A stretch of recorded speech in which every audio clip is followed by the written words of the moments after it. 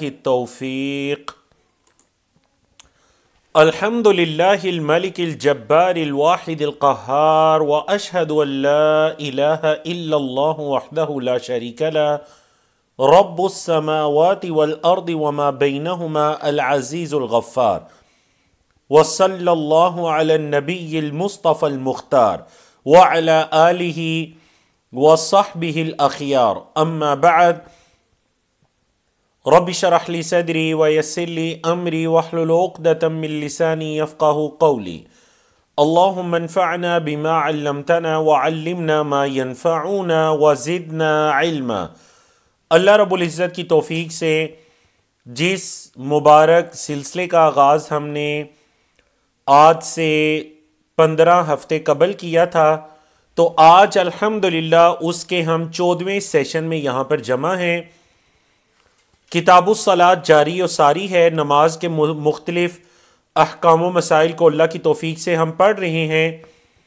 تو آج ہم پڑھنے جا رہے ہیں باب العیدین، عیدین کا باب.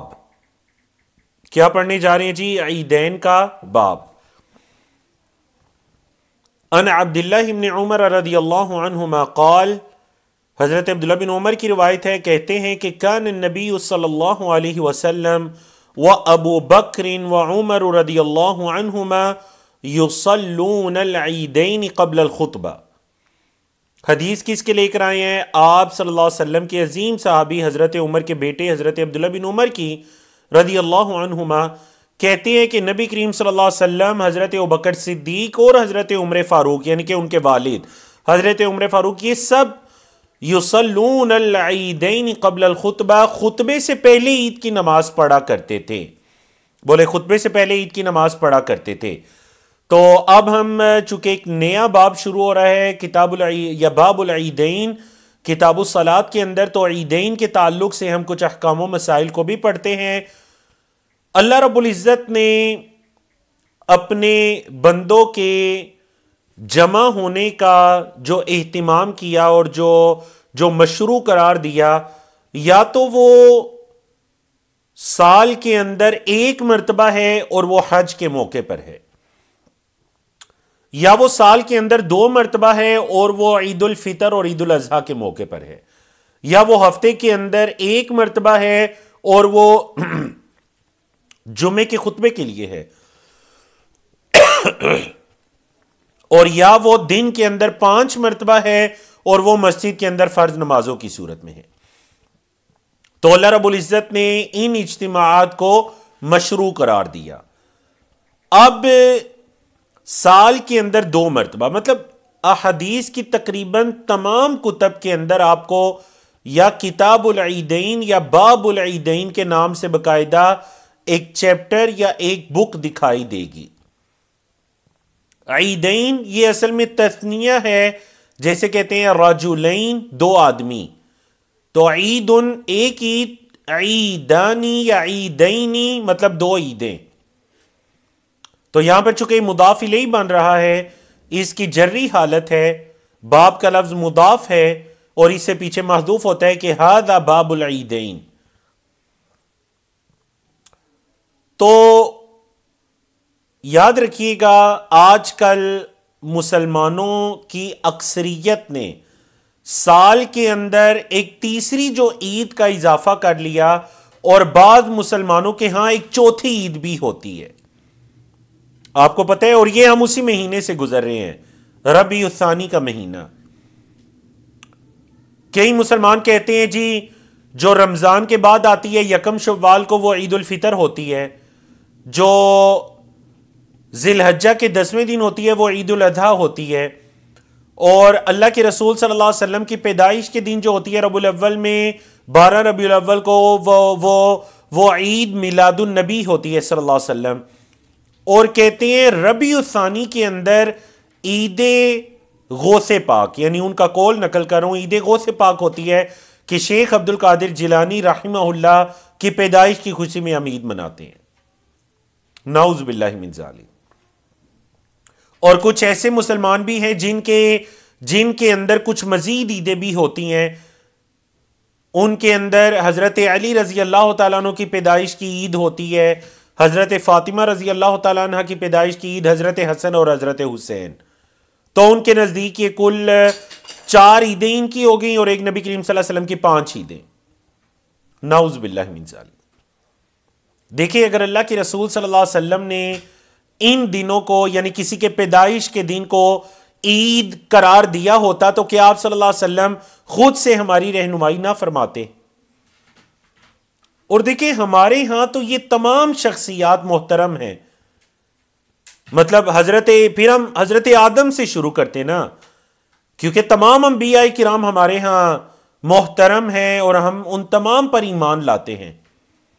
جیسے عیسائی نصارہ حضرت عیسیٰ علیہ السلام کی عید مناتے ہیں، کرسمس کا اگر آپ اس کی ٹرانسلیشن دیکھیں نا تو اس کا مطلب ہوتا ہے عید میلاد، پیدائش کی خوشی. کس کی پیدائش؟ مطلب وہ یہ عقیدہ رکھتے ہیں کہ نعوذ باللہ اللہ رب العزت کے ہاں ایک بیٹا پیدا ہوا حضرت عیسیٰ. ظاہر بات ہے ان کے کچھ گروہ اس خوشی میں وہ کرسمس مناتے ہیں. تو یہ پیدائشوں کے دن منانا، مگر مطلب اگر ہر کسی کی پیدائش کا دن منانا شروع ہو جائے نا تو سال کے اندر شاید کو دن باقی بچے گئی نہیں. پھر ایک دن حضرت ابوبکر صدیق کی عید کا ہوگا، ان کی پیدائش کی خوشی. ایک دن حضرت عمر فاروق، ایک دن حضرت عثمان، ایک دن حضرت علی، اور ایک دن حضرت عائشہ، ایک دن حضرت خدیجہ، ایک دن حضرت ام سلمہ، حضرت حفصہ، دیگر صحابہ کرام. تو سال کے دن تو 365 ہے، پھر کوئی ایسا دن بچے گا نہیں، میرا نہیں خیال. تو یہ عمل مشروع ہے ہی نہیں. اگر ہوتا تو صحابہ کرام کرتے، تابعین کرتے، تبع تابعین کرتے.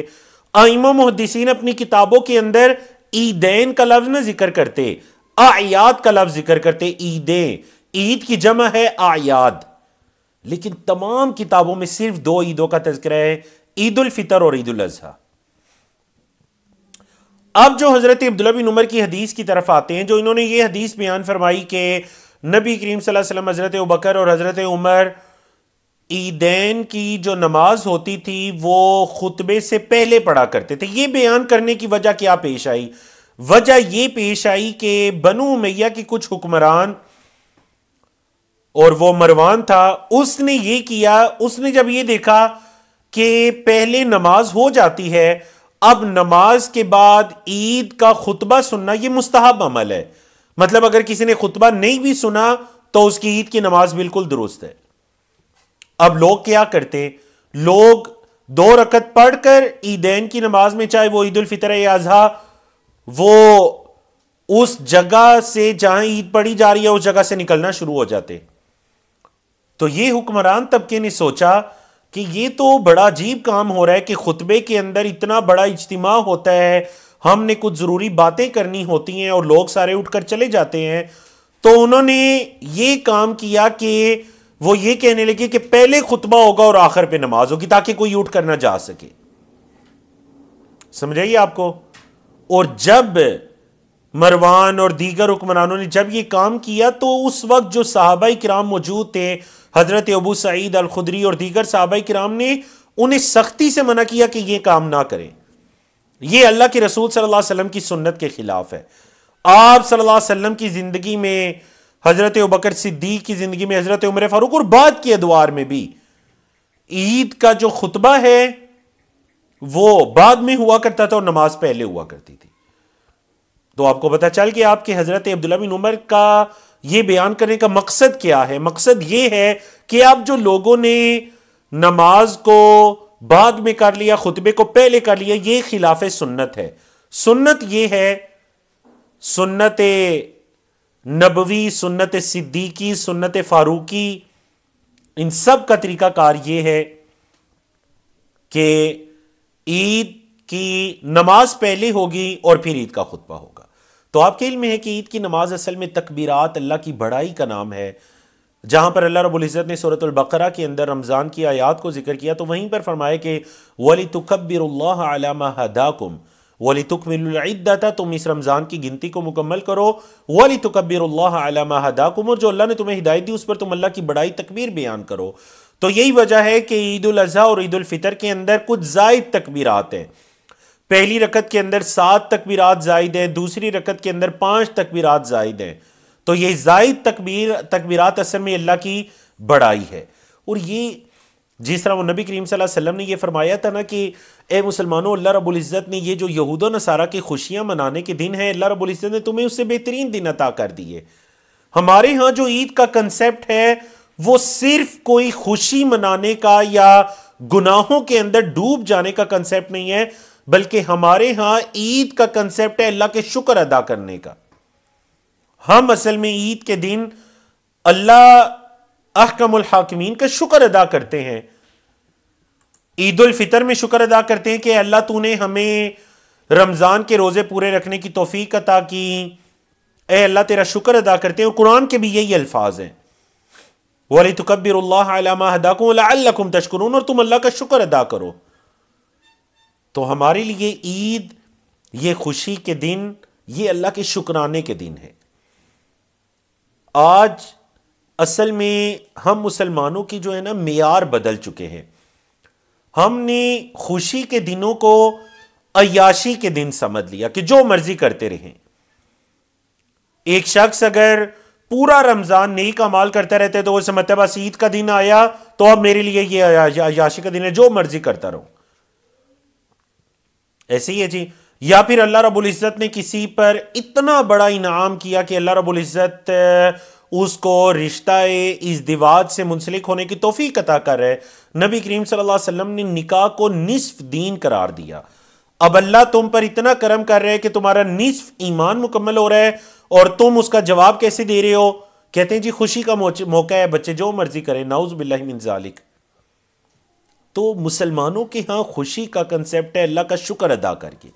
دیکھیں نا ہمارے نبی کریم صلی اللہ علیہ وسلم کی کیا سنت ہے کہ جب آپ صلی اللہ علیہ وسلم کے پاس کوئی ایسا معاملہ آتا جس سے آپ خوش ہوتے، خر ساجدا للہ، نبی کریم صلی اللہ علیہ وسلم سجدہ ریز ہو جاتے، شکرانے کے نوافل ادا کرتے کہ اللہ تیرا کرم کہ تو نے ہم پر یہ انعام کیا۔ اللہ اکبر۔ تو یہ ہے جی ہمارے ہاں عید کا باب، عید کا کنسیپٹ۔ چلتے ہیں اگلی حدیث کی طرف۔ حدیث نمبر 139 ہے، حضرت براء بن عازب رضی اللہ تعالیٰ عنہما کی حدیث ہے۔ قال کہتے ہیں خطبنا النبی صلی اللہ علیہ وسلم یوم الاضحیٰ بعد الصلاۃ، نبی کریم صلی اللہ علیہ وسلم نے ہمیں یوم الاضحیٰ قربانی کے دن نماز کے بعد خطبہ دیا۔ فقال، تو آپ صلی اللہ علیہ وسلم نے فرمایا من صلی صلاتنا، جس نے ہماری یہ نماز پڑھی، وَنَسَكَ نُسُكَنَا، اور ہماری اس قربانی کو کیا، فقد اصاب النسک، تو وہ قربانی کو پہنچ گیا۔ وَمَن نَسَكَ قبل الصلاۃ، اور جس نے نماز سے پہلے ہی قربانی کر لی، فلا نسک لہ، تو اس کی کوئی قربانی نہیں ہے۔ فقال ابو بردہ ابن نیار، حضرت ابو بردہ بن نیار کہتے ہیں خال البراء ابن عازب، جو کہ حضرت براء بن عازب کے ماموں تھے۔ حضرت ابو بردہ حضرت براء بن عازب کے ماموں تھے، یہ کہنے لگے یا رسول اللہ، اے اللہ کے رسول صلی اللہ علیہ وسلم، انی نسکت شاتی قبل الصلاۃ، میں نے اپنی بکری کو نماز سے پہلے ہی ذبح کر لیا۔ اب دیکھیں ان کا نماز سے پہلے قربانی کرنے کا جذبہ، دیکھیں وجہ کیا تھی۔ کہتے ہیں وَعَرَفْتُ أَنَّ الْيَوْمَ يَوْمُ أَكْلٍ وَشُرْبٍ، مجھے یہ پتا چل چکا تھا کہ آج 10 ذی الحجہ جو عید الاضحیٰ کا دن ہے نا، یہ اصل میں کھانے پینے کا دن ہے، یوم أَكْلٍ وَشُرْبٍ۔ وَأَحْبَبْتُ أَن تَكُونَ شَاتِي أَوَّلَ مَا يُذْبَحُ فِي بَيْتِي، تو میں نے یہ پسند کیا کہ سب سے پہلے میری قربانی ہو میرے گھر کے اندر۔ جذبہ دیکھا آپ نے، جذبہ یہ کہتا ہے کہ سب سے پہلے میری قربانی، کتنا بہترین جذبہ ہے۔ لیکن یاد رکھیے گا دین اسلام صرف اور صرف میرے اور آپ کے جذبات کا نام نہیں ہے۔ اب یہ بتائیے حضرت ابو بردہ کا کیا کوئی گناہ کا ارادہ کیا انہوں نے؟ بعض لوگ یہ کہتے ہیں نا، جب انہیں آپ کسی کام سے منع کرے کہ دیکھیں یہ نبی کریم صلی اللہ علیہ وسلم سے ثابت نہیں ہے، تو وہ آگے سے کہتے ہیں بھئی ان کی نیت تو اچھی ہے نا، جذبہ تو اچھا ہے نا۔ تو دیکھیے حضرت ابو بردہ کی کیا نیت اچھی نہیں تھی؟ نیت یہ تھی کہ سب سے پہلے میری قربانی ہو، میرے گھر کے اندر جانور ذبح کیا جائے۔ کہتے ہیں فَذَبَحْتُ شَاتِي، تو میں نے اپنے اس جانور کو ذبح کیا۔ وَتَغَدَّيْتُ قَبْلَ أَنْ آتِيَ الصَّلَاةَ، اور نماز سے پہلے کچھ کھا پی کر بھی آیا۔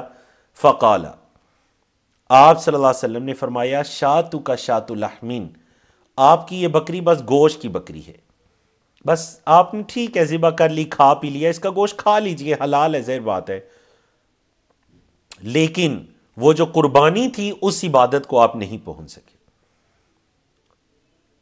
سمجھ آئیے آپ کو؟ تو اس سے ایک مسئلہ تو جو باب چاہ رہا ہے وہ یہ پتا چلا کہ آپ نے عید کی نماز کے بعد قربانی کرنی ہے، اور دوسرا جو مسئلہ پتا چلا وہ یہ کہ دین میری آپ کی خواہشات کا نام نہیں ہے، دین نام ہے نبی کریم صلی اللہ علیہ وسلم کی اتباع کا۔ آپ صلی اللہ علیہ وسلم نے یہ طریقہ قرار دے دیا، چاہے نیت جتنی بھی اچھی کیوں نہ ہو کسی کی، اگر وہ عبادت نبی کریم صلی اللہ علیہ وسلم کے طریقے کے مطابق نہیں ہے تو وہ عبادت ہو ہی نہیں سکتی۔ تو فرمایا اے ابو بردہ، آپ کی یہ جو بکری ہے یہ بس گوشت کی بکری ہے، کھا پی لیجئے، اس کو قربانی کا ثواب نہیں ہے۔ اب دیکھیں حضرت ابو بردہ نے ایک اور سوال پوچھا۔ اب جب انہیں یہ پتا چل گیا کہ میں نے قربانی کے لیے جانور تیار کیا تھا اس سے میں قربانی کی اجر و ثواب کو تو حاصل نہیں کر سکا، حضرت ابو بردہ کا جذبہ دیکھیے، اور اب جب انہیں پتا چلا کہ میرے سے کچھ غلط ہو گیا تو آگے سے یہ نہیں کہا کہ اللہ کے رسول صلی اللہ علیہ وسلم میری نیت تو اچھی تھی یا کس طرح مجھے اس کا ثواب نہیں ملے گا، بلکہ حضرت ابو بردہ نے سوال پوچھا، کہنے لگے یا رسول اللہ، اے اللہ کے رسول صلی اللہ علیہ وسلم، فَإِنَّ عِنْدِي عَنَاقًا هِيَ أَحَبُّ إِلَيَّ مِنْ شَاتَيْن، اے اللہ کے رسول صلی اللہ علیہ وسلم، میرے پاس ایک چھوٹا جانور ہے۔ اصل میں یہ جو لفظ ہے نا ہمارے پاس عناقن کہتے ہیں وہ جانور جو ابھی قربانی کی عمر کو نہیں پہنچا، جسے آپ پٹ کہتے ہیں، مطلب ابھی وہ چھوٹی عمر میں ہے، مسنہ نہیں ہے، چھوٹی عمر میں ہے، عناقن ہے، ہی احب الیہ من شاتین، لیکن یہ مجھے اتنی پسندیدہ ہے جتنی کہ 2 بکریاں بھی مجھے پسند نہیں۔ افتجزی عنی، تو بتائیے کیا یہ میری طرف سے کفایت کر جائے گی اگر میں اب اس کو ذبح کروں تو قربانی کا ثواب مل جائے گا؟ قال نعم، آپ صلی اللہ علیہ وسلم نے فرمایا ہاں، لیکن ساتھ یہ شرط لگا دی کہ وَلَن تَجْزِيَ عَنْ أَحَدٍ بَعْدَكَ، اور آپ کے بعد ہرگز کسی کو کفایت نہیں کرے گی۔ مطلب نبی اور رسول ہیں، آپ صلی اللہ علیہ وسلم حضرت ابو بردہ کو یہ رخصت دے رہے ہیں، لیکن آپ کے بعد کوئی اس رخصت کو بھی حاصل نہیں کر سکے گا۔ مطلب آج اگر کوئی انسان یہ کہتا ہے کہ دیکھیں میرے پاس یہ جانور ہے جو چھوٹی عمر کے عناقن ہے، تو کیا کفایت کر جائے گا؟ نہیں، کفایت نہیں کرے گا۔ تو آگے سے کوئی وہ یہ کہہ سکتا ہے کہ دیکھیں نبی کریم صلی اللہ علیہ وسلم نے حضرت ابو بردہ کو بھی تو کہا تھا، تو آپ صلی اللہ علیہ وسلم نے فرما دیا تھا وَلَن تَجْزِيَ عَنْ أَحَدٍ بَعْدَكَ، آپ کے بعد ہرگز کسی کو کفایت نہیں کرے گا۔ سمجھا کہ نا آپ کو؟ تو اس وجہ سے ہمیں پتا چلا کہ ایک تو قربانی کے جانور کی عمر کا پورا ہونا اور نماز کے بعد اس کا ذبح ہونا۔ چلتے ہیں جی حدیث 140 کی طرف۔ حضرت جندب بن عبداللہ البجلی رضی اللہ تعالیٰ عنہ کی روایت ہے، قال کہتے ہیں صلی النبی صلی اللہ علیہ وسلم یوم النحر، نبی کریم صلی اللہ علیہ وسلم نے قربانی کے دن نماز پڑھی۔ یوم النحر یعنی عید الاضحیٰ کے ناموں میں سے ایک نام ہے یوم النحر۔ نحر اصل میں کہتے ہیں ایک ہوتا ہے نا ذبح، ذبح وہ ہوتا ہے جو جانور کو لٹا کر باقاعدہ اس کی گردن پر چھری پھیری جاتی ہے، لیکن اونٹ کو تو لٹا کر چھری نہیں پھیری جاتی، اس کو کھڑے ہونے کی حالت میں نحر کیا جاتا ہے۔ تو یہ جو نحر کا لفظ ہے یہ اونٹ کے ساتھ خاص ہے، اگرچہ ہم اس کا ترجمہ ذبح کر لیتے ہیں لیکن اصل میں ذبح اور نحر کے اندر فرق ہے۔ ذبح ہوتی ہے گائیں اور بکری وغیرہ، اور نحر ہوتا ہے اونٹ۔ سمجھ آ گئی جی؟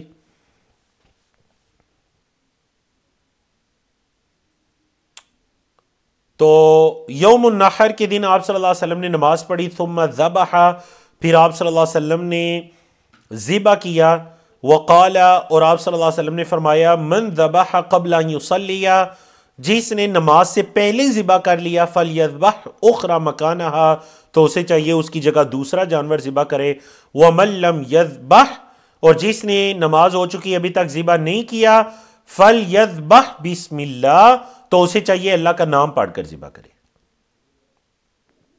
ٹھیک ہے جی، وہی موضوع کی حدیث تھی. اب چلتے ہیں اگلی حدیث کی طرف. بڑی عظیم حدیث ہے جی، اور بڑی مشہور و معروف حدیث ہے. اس حدیث کو پڑھیے. حدیث 141 ہے، کتاب الصلاۃ چل رہی ہے، اس کے اندر باب العیدین ہے.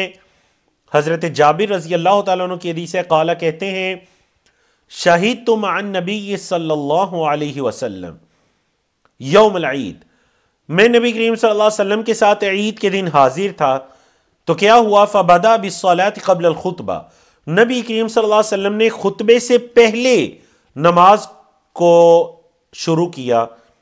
بلا آذان ولا اقامہ، بغیر اذان اور اقامت کے. تو یاد رکھیے گا، عید کی نماز کی نہ تو اذان ہے اور نہ ہی اقامت ہے. ثم قام متوقعا علی بلال، پھر نبی کریم صلی اللہ علیہ وسلم حضرت بلال پر ٹیک لگاتے ہوئے کھڑے ہوئے.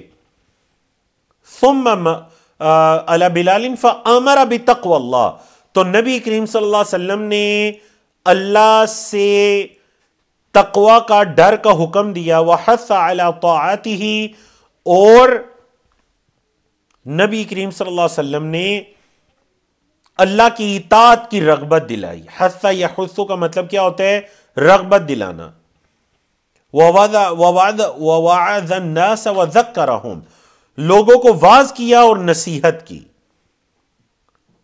ذکر اصل میں لفظی مطلب ہوتا ہے یاد دہانی، قیامت کی یاد دہانی، اللہ کی نعمتوں کی یاد دہانی، انہیں نصیحت کی یاد دہانی کی.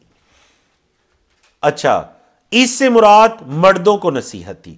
ثم مضى، پھر آپ صلی اللہ علیہ وسلم تشریف لے گئے. حتی اتى النساء، یہاں تک کہ عورتوں کے پاس آئے. فوعظہن، پھر نبی کریم صلی اللہ علیہ وسلم نے انہیں وعظ کیا. وذکرہن، اور آپ صلی اللہ علیہ وسلم نے انہیں نصیحت فرمائی، تذکیر کی.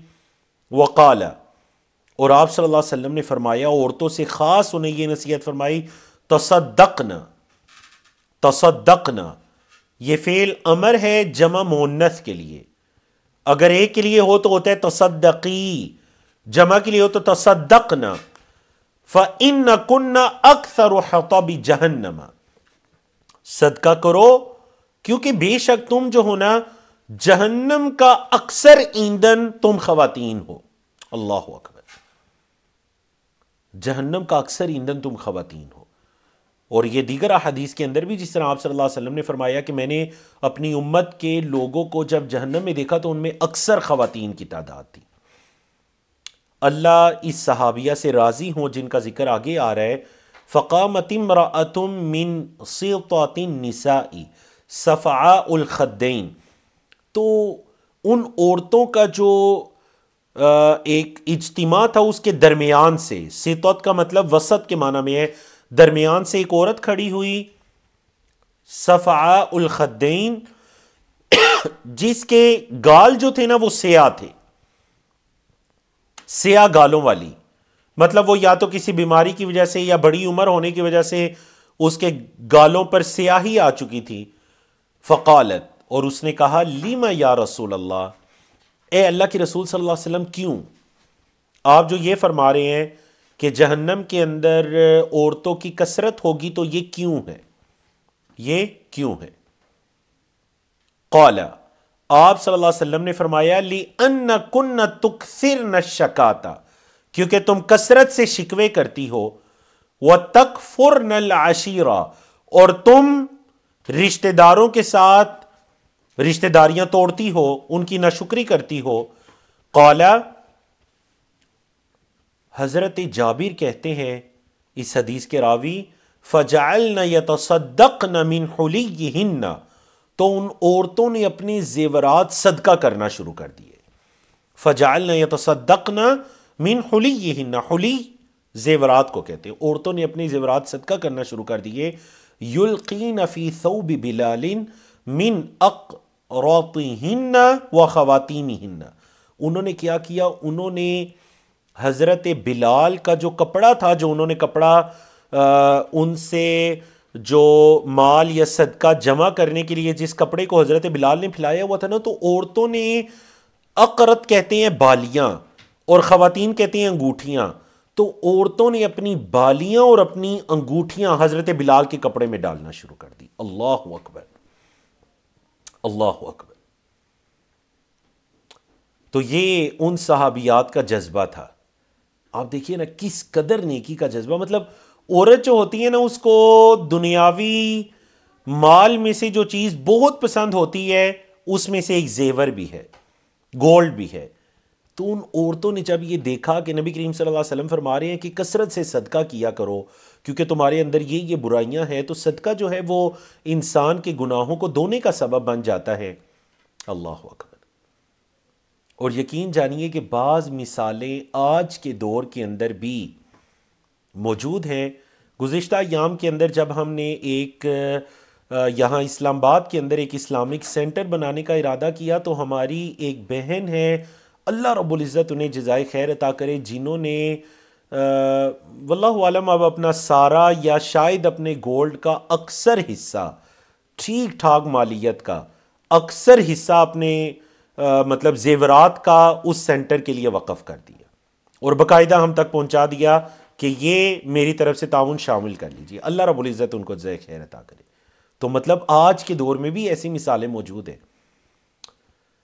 اللہ، وہ جس طرح نبی کے قرآن مجید کی آیت ہے نا 4 پارے کی ابتدا کہ لن تنالوا البر حتى تنفقوا مما تحبون، تم ہرگز نیکی کو نہیں پہنچ سکتے جب تک کہ تم اس میں سے نہ خرچ کرو جو تم پسند کرتے ہو. حضرت ابو طلحہ نے جب اس حدیث کو سنا تو انہیں جو سب سے پسندیدہ باغ تھا نا ان کے ہاں، وہ انہوں نے نبی کریم صلی اللہ علیہ وسلم کے پاس آ کر اللہ کی راہ میں صدقہ کرنے کا کہہ دیا کہ اللہ کے رسول صلی اللہ علیہ وسلم میں نیکی کو پہنچنا چاہتا ہوں اور میرے مال میں سے جو مجھے سب سے زیادہ محبوب ہے نا وہ فلاں باغ ہے، تو وہ میری طرف سے اللہ کی راہ میں. اللہ اکبر. تو یہ دیکھیے صحابہ کرام صحابیات ایسی مثالیں ہمارے لیے چھوڑ کر گئے. پھر قرآن مجید کی آیات صدق ہے نا جو نبی کریم صلی اللہ علیہ وسلم قرآن مجید کے اندر اللہ رب العزت نے فرمایا کہ رضی اللہ عنہم ورضوا عنہ، اللہ ان سے راضی ہو گیا اور وہ اللہ سے راضی ہو گئے. اللہ ان سے راضی اور وہ اللہ سے راضی. تو واقعتاً ان کے اعمال ایسے تھے کہ اللہ رب العزت ان سے راضی ہو گیا. اگلی حدیث کی طرف چلتے ہیں جی. اور یہ روایت ہے حضرت ام عطیہ نسیبہ الانصاریہ رضی اللہ عنہ کی قالت کہتی ہیں امرنا، ہمیں حکم دیا. حضرت ام عطیہ کیا کہتی ہیں؟ ہمیں حکم دیا. تعنی النبی صلی اللہ علیہ وسلم، اور وہ کیا مراد لے رہی ہیں؟ مطلب نبی کریم صلی اللہ علیہ وسلم نے ہمیں حکم دیا. ہم جو اردو میں کہتے ہیں نا یعنی، یہ اصل میں اسی سے ہے تعنی، کیونکہ یہ مونس کے لیے بولا جا رہا ہے. تعنی یعنی تعنی ام عطیہ، ام عطیہ مراد لے رہی ہیں. کس کو مراد لے رہی ہیں؟ نبی کریم صلی اللہ علیہ وسلم کو، کہ مطلب انہوں نے ہمیں حکم دیا. کیا حکم دیا؟ ان نخرج فی العیدین، یہ کہ ہم عیدین کے اندر نکالیں العواتق و ذوات الخدور و امر الحید ان یعتزلن مصلی المسلمین. آپ صلی اللہ علیہ وسلم نے ہمیں کیا حکم دیا؟ ان نخرجا، کہ ہم نکالے فی العیدین، عیدین کے اندر، العواتق، بالکل جوان جو لڑکیاں ہیں انہیں بھی نکالیں، وذوات الخدوری، اور جو انتہائی شرم و حیا والی پردے کے اندر رہنے والی پاک باز خواتین ہیں انہیں بھی نکالیں عیدین کی نماز کے لیے. اور جب ساری عورتیں نکلیں گی تو ظاہر بات ہے وہ عورتیں جن کے ایام وغیرہ چل رہے ہوں وہ عورتیں بھی نکلیں گی. اب جب ایام جن عورتوں کے چل رہے ہوں گے تو چونکہ اس جگہ پر نماز کی ادائیگی ہوگی وہ عورتیں بھی نکلیں گی. تو آپ صلی اللہ علیہ وسلم نے کیا فرما دیا کہ وہ امر الحیدہ، حیدہ اصل میں حائدہ کی جمع ہے، کہ حیض والی عورتوں کو آپ صلی اللہ علیہ وسلم نے حکم دیا ان یعتزلن مصلی المسلمین، کہ وہ مسلمانوں کے جو نماز پڑھنے کی جگہ ہے نا اس سے الگ رہے. ایام والی عورتیں جو عمومی نماز پڑھنے کی جگہ نا اس سے تھوڑی الگ رہے. وفی لفظ، اور حدیث کے ایک لفظ کیا ہے کہ کننا نؤمرو، ہمیں یہ حکم دیا جاتا تھا ان نخرج یوم العید، کہ ہم عید کے دن نکلیں، حتی تخرج البکر من خدرها، یہاں تک کہ جو بالکل باکرہ باقرہ جو لڑکی ہے، باقرہ سے مراد جو کواری لڑکی ہے غیر شادی شدہ، وہ بھی نکلے، باقرہ بھی نکلے. وَحَتَّى تَخْرُجَ الْحُيَّدُ، یا پھر یہ دونوں طرح کے الفاظ ہمیں حدیث کے اندر ملتے ہیں، تخرج الحید یا پھر نخرج الحید، ہم نکالیں ان عورتوں کو جن کے ایام چل رہے ہیں، یا پھر وہ ایام والی عورتیں نکلیں. تو کیا کریں نکل کر؟ فَيُكَبِّرْنَ بِتَكْبِيرِهِمْ، تو وہ بھی مسلمانوں کی تکبیرات کی طرح تکبیرات کہیں. وَيَدْعُونَ بِدُعَائِهِمْ، اور مسلمانوں کی دعا کے ساتھ دعا کریں. يَرْجُونَ بَرَكَةَ ذَلِكَ الْيَوْمِ وَطَهْرَتَهُ، تو وہ اس دن کی برکت کی امید اور اس دن کی پاکیزگی کی امید اللہ سے رکھیں. تو چلیں اگر نماز نہیں بھی پڑھ سکتی تو کم از کم مسلمانوں کی دعا میں تو شریک ہو جائیں، عید کے خطبے میں واعظ و نصیحت کو سن لیں، دعا کے اندر وہ شریک ہو جائیں اور اس دن کی برکت کو سمیٹ لیں. ٹھیک ہے جی. اگلی حدیث الحمدللہ ہمارا باب العیدین مکمل ہوا. تو باب العیدین کے اندر ہم نے کل 5 حدیث کو پڑھا الحمدللہ. اب ہم چلتے ہیں جی باب الکسوف، باب صلاۃ الکسوف. کسوف کہتے ہیں سورج گرہن کو، سورج گرہن کو کیا کہتے ہیں؟ کسوف. تو یہ باب ہے سورج گرہن کی نماز کا. شریعت اسلامیہ ماشاءاللہ دیکھیں نا، کوئی ایسا مسئلہ رہا نہیں جس کے بارے میں شریعت نے ہماری رہنمائی نہ کی ہو. غور کریں نا ذرا، سورج کو گرہن لگا تو نماز ہے. صلاۃ الخسوف، تقریباً تمام احادیث کی جو معروف کتابیں ہیں نا ان کے اندر آپ کو یہ چیپٹر دکھائی دے گا، سورج گرہن کی یا چاند گرہن کی نماز. اچھا، اس کے بعد آپ اگر دیکھیں تو صلاۃ السفر، سفر کی نماز، صلاۃ الخوف، جنگ کی حالت میں نماز، صلاۃ المریض، مریض بندہ کیسے نماز پڑھے گا ہے جی. ایک ایک کی پیچھے ہم امام کی نماز، امام کو کن چیزوں کا خیال رکھنا چاہیے، مقتدی کی نماز، مقتدی کو کن چیزوں کا خیال رکھنا چاہیے. تو شریعت نے کوئی چیز چھوڑی نہیں. اور پھر صلاۃ الجنازہ، جنازے کی نماز. تو وہ پچھلے دنوں میں ایک کتاب کا مطالعہ کر رہا تھا، بڑی ہی پیاری بات انہوں نے کی، بڑی خوبصورت بات انہوں نے کی. انہوں نے بتایا کہ دیکھیں شریعت اسلامیہ اتنی پیاری شریعت ہے نا، انسان کے پیدا ہونے سے پہلے سے لے کر اس کے مرنے کے بعد تک ہر معاملے کے اندر شریعت اسلامیہ ہماری رہنمائی کرتی ہے. علماء کرام نے باقاعدہ کتابوں کو لکھا، احکام المولود، جو پیدا ہونے والا بچہ ہے اس کے کیا احکام ہیں، اور اس کے اندر ان احکامات کو بھی ذکر کیا جو اس کی پیدائش سے پہلے کے ہیں، ماں کے پیٹ میں ہیں اس کے کیا احکام و مسائل ہیں، قرآن مجید کے اندر موجود ہیں. وَعَلَى الْمَوْلُودِ لَهُ رِزْقُهُنَّ وَكِسْوَتُهُنَّ بِالْمَعْرُوفِ، جس کا وہ بچہ جن رہی ہیں تو اس مرد کو چاہیے کہ ان عورتوں کے کھانے پینے کا، لباس کا، رہن سہن کا خیال رکھیں. اللہ اکبر، احکام و مسائل ہیں. بچہ پیدا ہوا، پھر پوری زندگی ایک ایک معاملے کے اندر رہنمائی، یہاں تک کہ جب کوئی فوت ہو گیا تو رہنمائی، صلاۃ الجنازہ تمام کتابوں کے اندر موجود ہے. تو انہی کتابوں میں سے ایک خوبصورت کتاب یا باب ہے باب صلاۃ الکسوف، کہ اگر سورج گرہن یا چاند گرہن ہو تو اس حالت میں بھی نماز ادا کرنی ہے. حضرت عائشہ کی حدیث رضی اللہ عنہ کہتی ہیں ان الشمس خسفت علی عہد رسول اللہ صلی اللہ علیہ وسلم، نبی کریم صلی اللہ علیہ وسلم کے زمانے میں سورج کو گرہن لگ گیا.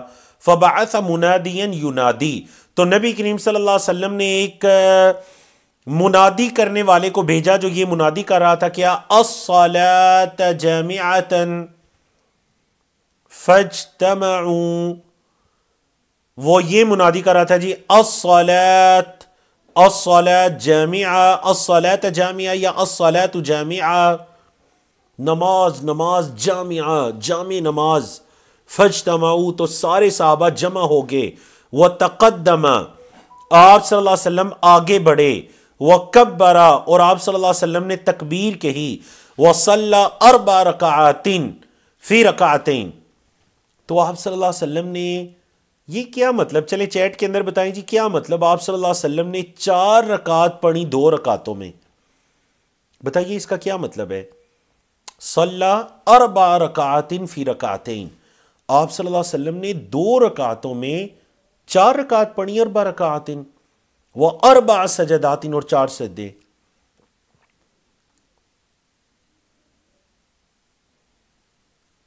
ماشاءاللہ ماشاءاللہ درست جوابات آنا شروع ہو گئے ہیں۔ سب سے پہلے جن کی طرف سے درست جواب آیا وہ ہے سسٹر ام وقاص ہے، ماشاءاللہ۔ جمیل قریشی صاحب جواب درست ہے، اور اسی طرح سسٹر اسما ابرار ہیں، آپ کا جواب بھی درست ہے، بارک اللہ فیکم۔ اور اس کے بعد بھی بہت سے جوابات درست آ رہے ہیں ماشاءاللہ، لیکن پہلے 3 لوگوں کا ہم نے نام لیا۔ تو 4 رکعات کا مطلب یہ ہے کہ 4 رکوع، یعنی یہاں پر کیا کیا گیا؟ کل بولا گیا لیکن مراد جز لیا گیا، ان پوری رکعت بولی گئی لیکن مراد اس سے رکوع لیا گیا۔ تو آپ صلی اللہ علیہ وسلم نے 4 رکوع پڑھے 2 رکعت میں۔ مطلب عام نمازوں میں تو یہ ہوتا ہے نا، چاہے وہ عید کی نماز ہے یا چاہے وہ جمعے کی نماز ہے، اس کے اندر ہوتا یہ ہے کہ ہر رکعت میں 1 رکوع ہوتا ہے، لیکن صلاۃ الخسوف کے اندر یا صلاۃ الکسوف کے اندر سورج گرہن کی جو نماز آپ صلی اللہ علیہ وسلم نے پڑھی، اس کے اندر کیا کیا آپ صلی اللہ علیہ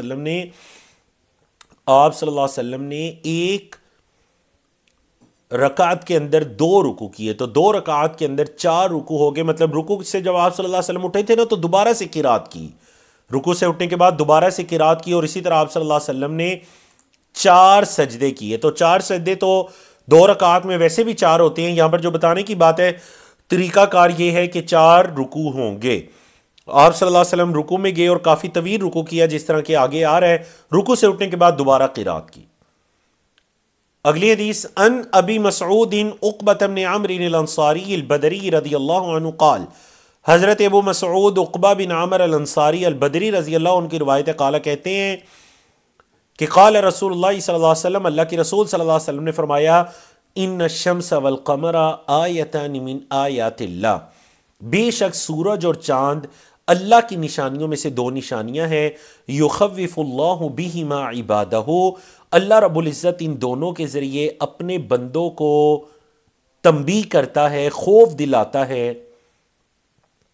وَإِنَّهُمَا لَا يَنْكَسِفَانِ لِمَوْتِ أَحَدٍ مِّنَ النَّاسِ، اور لوگوں میں سے کسی کی موت کی وجہ سے انہیں گرہن نہیں لگتا۔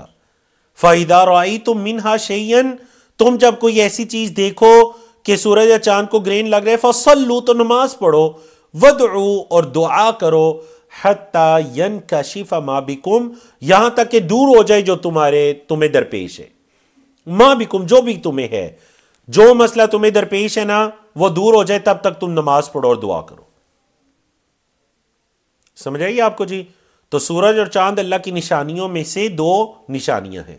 ہوا اس طرح تھا کہ نبی کریم صلی اللہ علیہ وسلم کی حیات مبارکہ میں 1 مرتبہ، بعض سیرت نگار یہ کہتے ہیں 2 مرتبہ، لیکن واللہ عالم جو درست بات ہے وہ یہی کہ نبی کریم صلی اللہ علیہ وسلم کی حیات مبارکہ میں 1 مرتبہ سورج کو گرہن لگا تھا، اور یہ موقع تھا کہ جب اللہ کے رسول صلی اللہ علیہ وسلم کے بیٹے حضرت ابراہیم رضی اللہ تعالیٰ عنہ کی وفات ہوئی تھی۔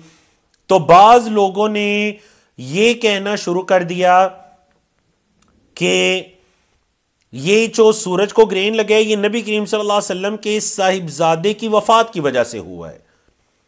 تو آپ صلی اللہ علیہ وسلم نے جو نماز پڑھائی تو آپ صلی اللہ علیہ وسلم نے خطبہ بھی ارشاد فرمایا، انہیں اللہ کا ڈر دلایا، اور ساتھ یہ اس کنسیپٹ کو بھی کلیئر کر دیا کہ آپ یہ جو سمجھ رہے ہیں نا کہ کسی کی موت کی وجہ سے ایسا ہوا ہے تو نہیں، لا ينکسفان لموت احد من الناس، لوگوں میں سے کسی کی موت کی وجہ سے انہیں ایسا نہیں ہوتا۔ بولے لوگوں میں سے کسی کی موت کی وجہ سے یہ چاند یا سورج کو گرہن نہیں لگتا۔ جب تم دیکھو تو 2 کام کرو، نماز پڑھو اور اللہ سے دعا کرو، یہاں تک کہ یہ کیفیت دور ہو جائے۔ سمجھا گی نا آپ کو؟ کہہ رہے ہیں جی صلاۃ الکسوف کا طریقہ بتا دے، تو طریقہ آ رہا ہے حدیث کے اندر، اس کی مزید 2 احادیث ہیں جس پر آج ہمارا لیکچر انشاءاللہ مکمل ہونا ہے۔ تو ان 2 احادیث کو ہم پڑھتے ہیں، حدیث 145 اور 146، تو اس کے اندر مکمل طریقہ بھی آ جائے گا، آپ دیکھیے گا۔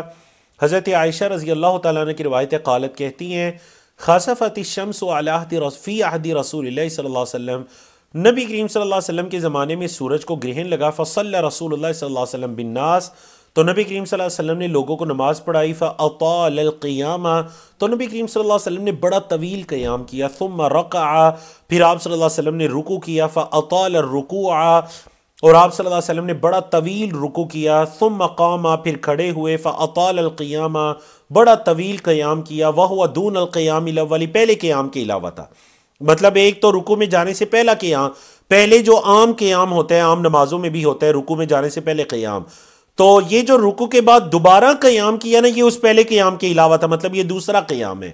ثم رکع، پھر رکوع کیا، فاطال رکوع، اور بڑا لمبا رکوع کیا، وہو دون الرکوع الاول، اور یہ پہلے رکوع کے علاوہ تھا۔ ثم سجد، پھر جب دوسرے رکوع سے اٹھے تو پھر سجدہ کیا، فاطال السجود، اور بڑا طویل سجدہ کیا، ثم فعل، پھر رکعت الاخری، تو مطلب وہ یہاں پر راوی نے دوسرے سجدے کا ذکر نہیں کیا، تو اس سے یہ لگ رہا ہے کہ ایک سجدہ تھا، حالانکہ وہ دو سجدے تھے، لیکن چونکہ سجدے تو ہر نماز میں دو ہوتے ہیں نا، تو اس وجہ سے انہوں نے دوسرے سجدے کا ذکر نہیں کیا۔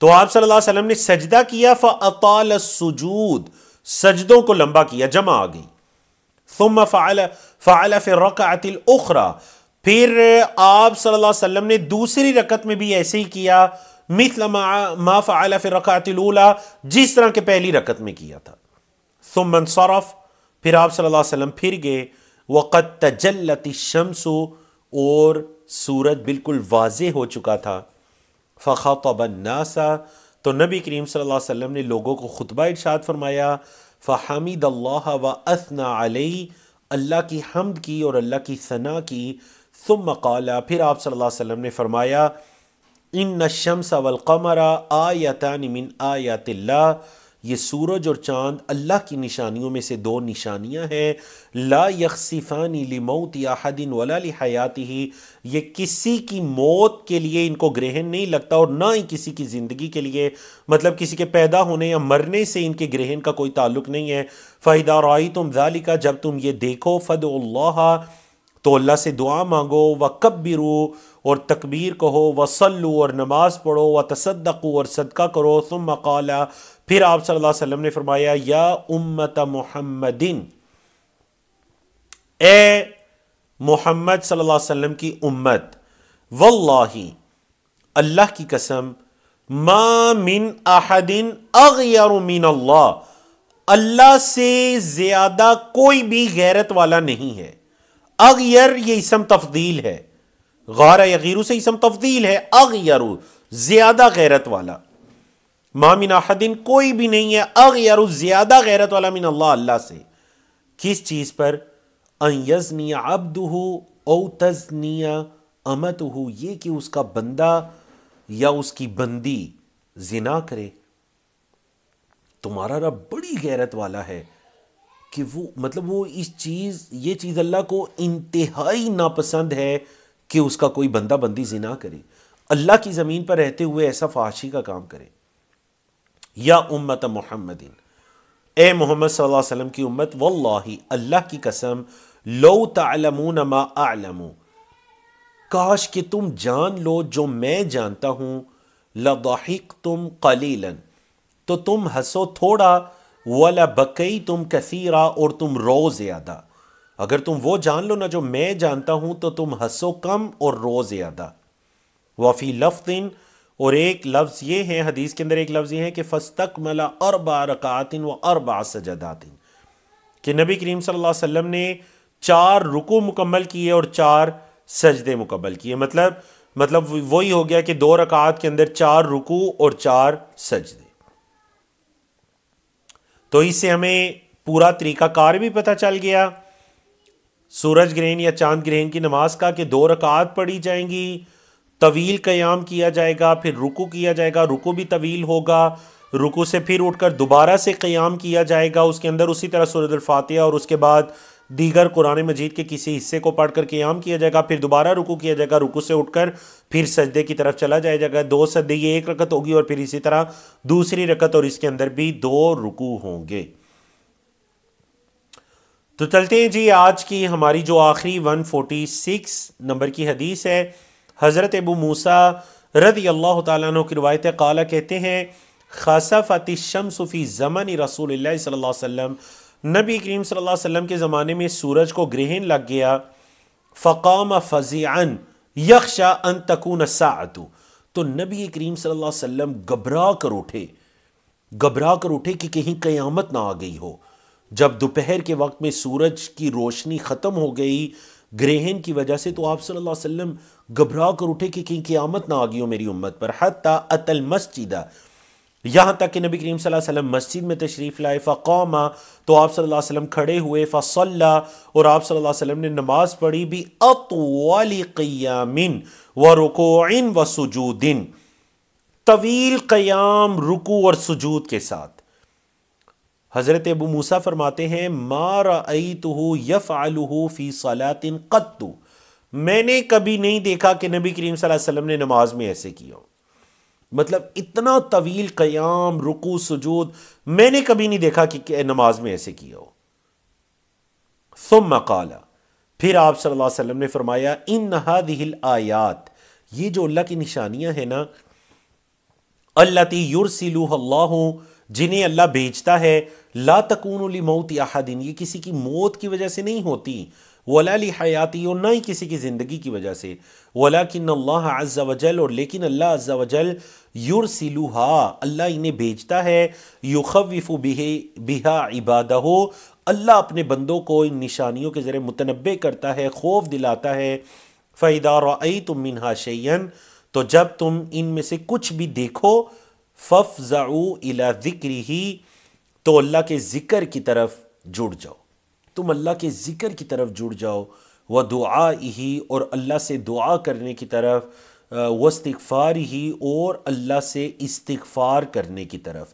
جب بھی تم ان میں سے کوئی کسی چیز کو دیکھو کہ کوئی ایسی نشانی ظاہر ہو رہی ہے، چاند کو گرہن لگا، سورج کو گرہن لگا، یا دیگر جو زمین پر رونما ہونے والی ایسی نشانیاں ہیں جو عام روٹین میں نہیں ہوتی، تو تمہیں چاہیے کہ تم اللہ کا ذکر، اس کی دعا اور اس سے استغفار کرو، گناہوں کی مغفرت طلب کرو۔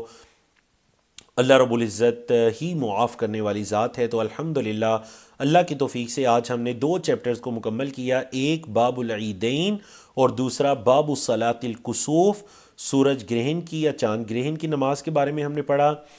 تو انشاءاللہ آنے والے سیشن میں جو ہمارا موضوع ہوگا وہ ہوگا باب الاستسقاء۔ استسقاء ہوتا ہے وہ جو بارش کو طلب کرنے کی نماز ہوتی ہے، قحط سالی کی صورت میں جو نماز ہوتی ہے، انشاءاللہ آنے والے چیپٹر میں ہم وہ پڑھیں گے۔ تو اب ہم مختصر کچھ وقت کے لیے آپ کے سوالوں کی طرف آتے ہیں۔ کیا عورت گھر میں صلاۃ الکسوف پڑھ سکتی ہے؟ تو بہتر یہ ہے کہ مسجد کے اندر اس کا اہتمام کیا جائے، کیونکہ ہمیں کوئی ایسی دلیل ملتی نہیں کہ آپ صلی اللہ علیہ وسلم کے زمانے کے اندر اکیلے میں یا گھروں میں اس نماز کا اہتمام ہو۔ یہ نماز جماعت کے ساتھ مسجد میں ہی پڑھی جائے گی۔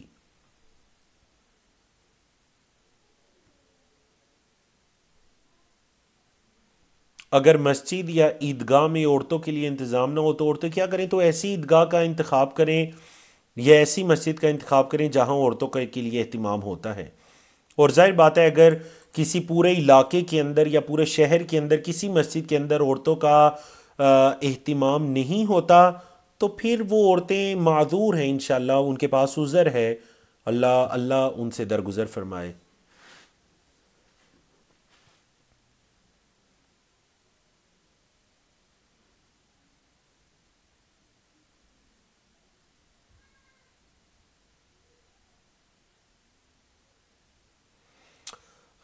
یہ جو ایک سوال آیا ہے، first we have to work and struggle to establish their دین اینڈ شریعت، اگر اس سوال کو آپ پوچھ لیجئے، عمیر بٹ صاحب ہیں یا سسٹر رفیع ہیں، اگر آپ اس سوال کو پوچھ لیجئے، یہ کیا سوال ہے؟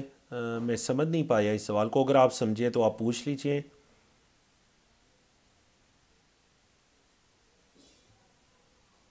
ٹھیک ہے جی، بارک اللہ فیکم۔ تو دیکھیں کہہ رہے ہیں اگر عورتیں عید کے لیے نہیں جاتی تو کیا گناہ ہوگا؟ تو میں نے بتایا کہ انہیں چاہیے وہ ایسی عیدگاہ کوئی ایسی مسجد کو تلاش کریں جہاں پر عورتوں کی نماز کا اہتمام ہوتا ہے۔ بلکہ ایسی جمعے کے دن بھی آپ عورتیں مطلب جمعے کے لیے بھی جائیں اگر ایسی مسجد ہے. اور مطلب یہ نا ہمارے ہاں ایک واللہ عالم ایک عجیب سا مسئلہ بنا لیا گیا ہے کہ جی عورتوں کا مسجد جانا مکروہ عمل ہے. کیوں مکروہ عمل ہے؟ کیونکہ ان کے مسجد جانے کے اندر فتنہ ہے. تو مجھے بتائیے کیا کبھی کسی نے یہ کہا کہ عورتوں کے یونیورسٹی میں جانے میں فتنہ ہے، ان کے وہاں جا کر پڑھنے میں، یا پھر کسی نے یہ کہا کہ ان کے بازار جانے میں، مارکیٹ جانے میں فتنہ ہے؟ نہیں. مسجد کی بات آتی ہے تو کہتے ہیں جی عورتوں کے مسجد جانے میں فتنہ. اس وجہ سے ہمارے یہاں کنسیپٹ ہی نہیں ہے. تو عرب ممالک میں رہنے والے جانتے ہیں کہ وہاں پر ماشاءاللہ ہر مسجد کے ساتھ، چاہے وہ چھوٹی سی سفر کے حالت میں بھی بنی ہوئی مسجد ہے، ساتھ خواتین کے الگ سے نماز پڑھنے کا اہتمام ہے. تو یہ یقیناً اہتمام ہمارے ہاں بھی ہونا چاہیے. تو عورتیں تلاش کریں ایسی مساجد کو جہاں پر اہتمام ہوتا ہے اور عیدین کی نماز پڑھیں، جمعے کی نماز پڑھیں. اور اگر ہے ہی نہیں تو ظاہر بات ہے وہ عورتیں صاحب عذر ہیں، انشاءاللہ انہیں گناہ نہیں ہوگا اس صورت میں. ٹھیک ہے. اگر صلاۃ الکسوف یا خسوف مسجد میں نہیں پڑھی جا رہی تو پھر اللہ کا ذکر کثرت سے کریں، دعا کثرت سے کریں، نوافل کا اہتمام کریں، استغفار کریں. ٹھیک ہے جی. عیدین کی نماز میں زائد تکبیرات میں رفع الیدین کیا جائے گا؟ تو جی بالکل، عیدین کی نماز میں زائد تکبیرات کے اندر رفع الیدین کیا جائے گا، اور یہ باقاعدہ نبی کریم صلی اللہ علیہ وسلم کی احادیث سے ثابت ہے. ٹھیک ہے. وطر کی نماز کی کیا قضا ہوتی ہے؟ تو وطر کی نماز جو ہے وہ نفلی عبادت ہے. نبی کریم صلی اللہ علیہ وسلم نے فرمایا جو اپنی رات کا جو ہی اس کا حصہ ہے، حزب ہے، رات کو جو وہ پڑھتا ہے نوافل وغیرہ وطر وغیرہ، اگر وہ پڑھنا بھول جائے یا اس کی آنکھ نہ کھلے تو وہ پڑھ لے جب اس کو یاد آئے یا جب اس کی آنکھ کھلتی ہے. تو ایک شخص اگر وطر نہیں پڑھ سکا تو وہ فجر کے بعد اس کو پڑھ لے، یا جو اشراق کے بعد کا وقت ہے اس میں اس کو پڑھ لے. ٹھیک ہے جی. چلیے جی، بارک اللہ فیکم. باقی تقریباً وہی سوالات ہیں، رپیٹ ہیں. عورت اپنے گھر میں دوسری عورتوں کی عید کی نماز پڑھا سکتی ہے؟ تو نہیں جی، عید کی نماز گھروں کے لیے تو نہیں ہے، وہ تو اجتماعات کے ساتھ ہی خاص ہے. ہاں عورتوں کو یہ کوشش کرنی چاہیے کہ ان کے جو عید کے اجتماعات ہیں اس کے اندر عورتوں کو شامل کرانے کے لیے اسٹرگل کرنی چاہیے، ریکویسٹ کرنی چاہیے، تاکہ عورتیں بھی نہ حدیث پر عمل کر لیں. ٹھیک ہے جی. بارک اللہ فیکم. تو اسی پر اکتفا کرتے ہیں. الحمدللہ اللہ کی توفیق سے ہم نے جو دو کتابیں آج پڑھنی تھی وہ ہم نے مکمل پڑھی.